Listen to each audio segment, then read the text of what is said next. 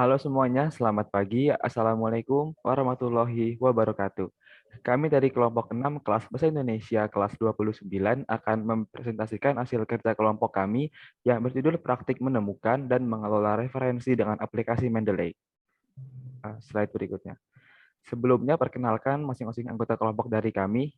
Yang pertama bisa dimulai dari Elvina terlebih dahulu. Oke. Halo semua, nama saya Elvina Nafisa Damayanti dengan NRP 5008-221180. Selanjutnya, Adi bisa memperkenalkan. Perkenalkan, nama saya Ludovikus Adi Prabasworo dengan NRP 5008-221-190. Selanjutnya, bisa Fahmi memperkenalkan diri. Ya, perkenalkan nama saya Muhammad Fahmi Farur Rozi dengan NRP 5008-221-185. Bisa dilanjutkan oleh Sadat. Baik, perkenalkan nama saya Muhammad Sadat El Mahdi dengan NRP 5008-221-165. Selanjutnya, Mas Rehan. Ya, baik. Dengan saya sendiri, Rian Haidar Akmal dengan NRP 5008-21175. Berikutnya Mirza. Perkenalkan, nama saya Zain Mirza Afrina dengan NRP 5008-221-170.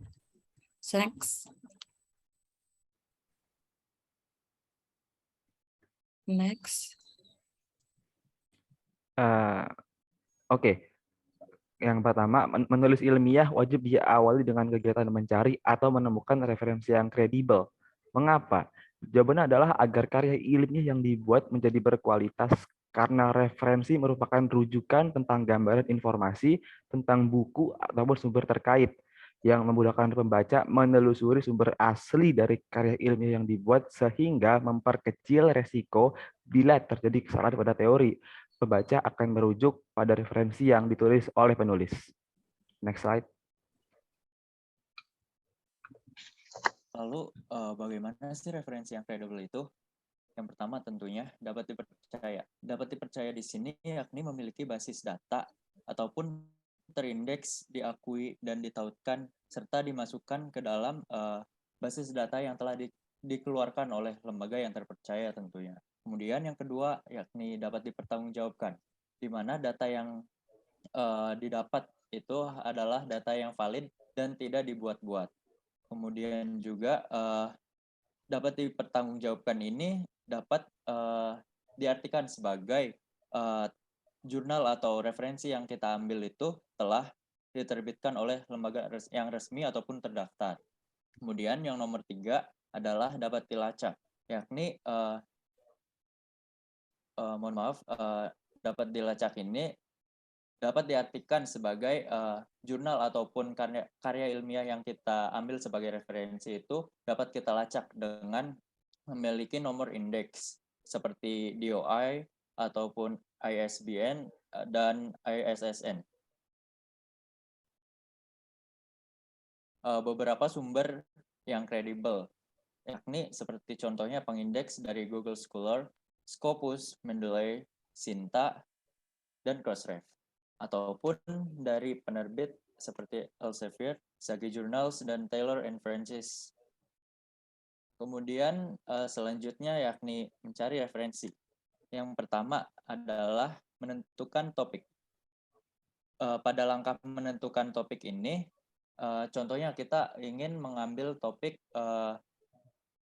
seperti pandemi COVID-19. Kemudian yang kedua yakni mencari buku ataupun artikel yang terkait dengan topik yang telah kita tentukan di awal, seperti tadi contohnya adalah pandemi COVID-19. Selanjutnya dapat kita amati mengenai kata kunci dan merumuskan kata kunci apa yang akan kita gunakan pada jurnal ataupun karya tulis ilmiah yang akan kita buat. Kemudian yang ketiga adalah referensi tepat dengan kata kunci. Yakni di sini kita telah menemukan kata kunci yang tepat mengenai karya tulis ilmiah kita yang akan kita masukkan ke dalam abstrak pada karya tulis kita. Kemudian mengenai Mendeley. Mendeley sendiri merupakan sebuah perangkat lunak yang memiliki kemampuan dalam mengolah database ilmiah berupa e-jurnal, e-book, dan referensi lainnya. pada Mendeley ini kita juga dapat mendapatkan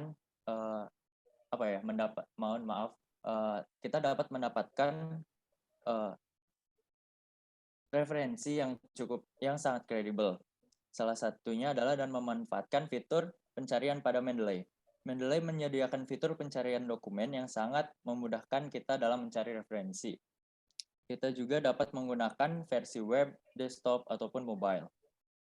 Langkah-langkah yang perlu kita lakukan untuk mencari referensi dalam aplikasi Mendeley ini adalah pertama, kita tentunya telah sign in ataupun telah mendaftarkan diri kita di laman web Mendeley. Kemudian selanjutnya kita dapat memilih fitur search ataupun cari pada menu utama. Kemudian yang ketiga adalah kita memilih fitur papers untuk mencari dokumen tersebut.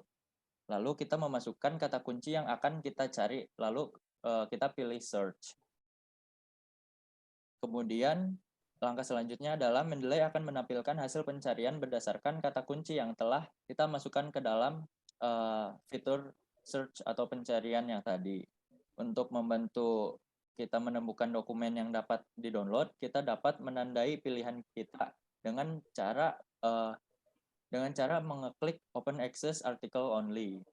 Kemudian selanjutnya kita bisa langsung menyimpan rincian artikel dengan memilih Save Reference atau mencari artikel lain yang berhubungan dengan memilih Related Research. Kemudian yang terakhir adalah kita juga dapat membaca rincian artikel dengan memilih judul artikel yang kita inginkan. Serta kita dapat menyimpan artikel tersebut ke koleksi dokumen kita dengan memilih Save Reference to Library. Kemudian selanjutnya dapat dilanjutkan oleh rekan saya. Perbedaan pembaca yang baik dan pembaca yang buruk. Next. Pembaca. Pembaca adalah seseorang yang sedang melakukan kegiatan membaca. Orang yang gemar dan berbakat membaca puisi, cerita, atau syair juga dapat disebut sebagai pembaca. Next. Ciri-ciri pembaca yang baik adalah 1. Mempunyai tujuan membaca yang jelas. 2. Memahami apa yang dibaca. 3. Menguasai kecepatan membaca. 4. Kritis. 5. Memiliki bacaan yang bervariasi. 6. Kaya akan kosakata. Next. Ciri-ciri pembaca yang buruk. 1. Memiliki tujuan membaca yang tidak jelas. 2. Memiliki kecepatan membaca yang rendah dan tetap. 3. Pasif. 4. Memiliki bahan bacaan yang monoton. Dan 5. Miskin akan kosakata. Next.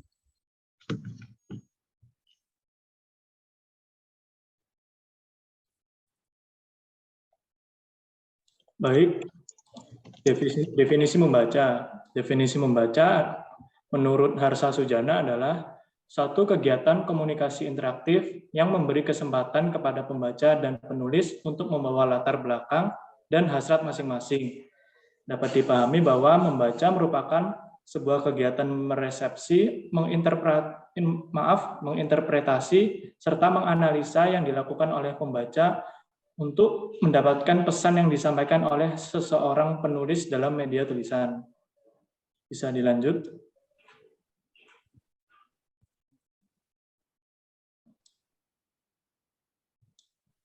Kualitas membaca di Indonesia. Dari survei yang dilakukan oleh lembaga PISA pada tahun 2018 ini, dapat dilihat bahwa Indonesia sendiri berada di kedudukan yang paling rendah, yaitu peringkat ke-71 dari 77 negara yang disurvei. Hal ini dipengaruhi oleh beberapa faktor yang ada, yaitu yang pertama, faktor lingkungan. Lingkungan merupakan hal yang sangat berpengaruh dalam kehidupan seseorang, di mana kepribadian dan pola pikir seseorang akan terbentuk dari lingkungannya. Lingkungan yang baik dipengaruhi oleh orang-orang yang akan memberikan dorongan positif di setiap aspek kehidupannya. Faktor yang kedua, sarana yang kurang memadai. Sarana membaca sangat mendorong seseorang untuk membaca. Di antaranya yaitu adalah buku bacaan, lokasi atau tempat membaca yang nyaman. Buku bacaan yang menarik serta tempat membaca yang nyaman juga akan memberikan daya tarik tersendiri. Faktor ketiga, kurangnya motivasi. Motivasi merupakan dorongan, ajakan, dan ketertarikan seseorang akan sesuatu. Motivasi membaca sangat dibutuhkan untuk mendorong seseorang gemar dalam membaca. Jika seseorang sudah mengetahui dan memahami manfaat dari membaca, maka seseorang akan menyadari betapa pentingnya membaca dan ketertarikan akan semakin tinggi untuk membaca. Faktor yang keempat adalah budaya copy-paste. Salah satu budaya yang sering terjadi di kalangan pelajar adalah copy-paste. Copy-paste sering terjadi apabila pelajar ataupun kalangan pengguna teknologi lainnya menggunakan komputer ataupun internet untuk mencari tugas, artikel, berita, maupun informasi yang dibutuhkan. Budaya copy-paste ini sangat berpengaruh terhadap minat baca, karena dengan copy-paste, para pengguna teknologi merasa mudah dan atau diuntungkan sehingga membaca tidak lagi dihiraukan. Bisa next. Perkembangan teknologi. Dengan makin banyak munculnya teknologi baru, terutama dalam industri revolusi 4.0 dan 5.0 yang akan terjadi beberapa puluh tahun ke depan ini, membaca menjadi salah satu kebutuhan yang penting untuk dilakukan. Munculnya robot serta artificial intelligence membuat pasar tenaga kerja menjadi tersaingi. Robot dapat mengambil alih lapangan kerja dengan biaya yang murah, yang membuat beberapa pekerja dapat dipulangkan. Oleh karena itu, pentingnya kita membaca untuk memperluas wawasan kita agar dapat bersaing dalam dunia profesional. Dengan adanya perkembangan teknologi, membaca bukan hanya mengeja huruf saja, tetapi membaca dapat diselingi animasi yang menarik, menggunakan suara yang menarik, serta membuat minat membaca meningkat. Untuk meningkatkan minat baca masyarakat Indonesia, diperlukan solusi yang dapat dilakukan secara menyeluruh. Solusi ini bisa dimulai dari siswa-siswi Indonesia, karena mereka nantinya di masa depan yang akan memimpin negara ini. Beberapa solusi yang bisa diterapkan yaitu, yang pertama, mengadakan gerakan literasi sekolah. Gerakan ini bertujuan untuk membiasakan siswa-siswi membaca minimal 10 menit setiap hari sekolah. Yang kedua, membangun infrastruktur pendidikan yang memadai. Membangun sarana pendidikan yang merata dan menyediakan buku bacaan yang menarik. Yang terakhir, membiasakan berpikir kritis. Membiasakan diri agar selalu membaca setiap bacaan agar tidak mudah terpengaruh dengan informasi yang palsu. Bisa selanjutnya.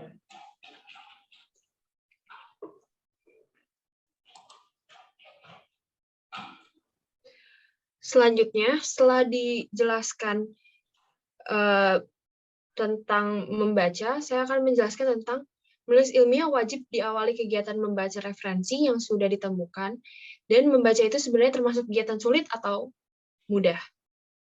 Membaca merupakan kegiatan yang sangat mudah untuk mencari referensi, tapi di Indonesia sangat minim literasi. Hal tersebut bagi kita untuk membaca referensi pada dasarnya semua harus ada fondasi awal. Fakta pertama yaitu, menurut UNESCO menyebutkan Indonesia urutan kedua dari bawah soal literasi dunia. Artinya minat baca sangat rendah. Menurut data UNESCO, minat baca masyarakat Indonesia sangat memprihatinkan.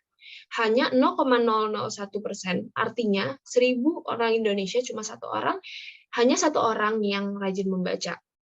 Sehingga membaca bukanlah hal yang begitu sulit untuk kalangan orang-orang yang sudah terbiasa dengan adanya literasi. Sedangkan menjadi hal yang sangat sulit jika orang-orang yang belum terbiasa dengan literasi. Selanjutnya.